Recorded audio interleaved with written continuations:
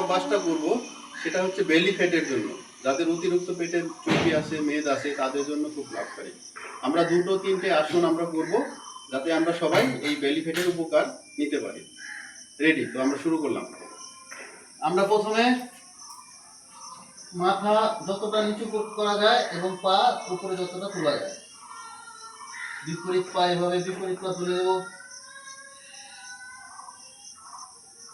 আমরা এবার body swing করব।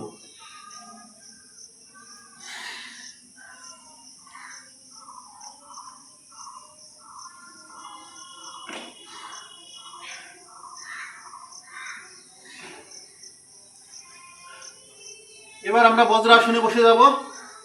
বজ্রাসনে বসে হাতের উপর প্রেসার করে শশকাসন করব। আমরা যতটা বেশি করানো যায়, এখানে আমরা অল্প করব, বাড়িতে আমরা বেশি বেশি অভ্যাস করব।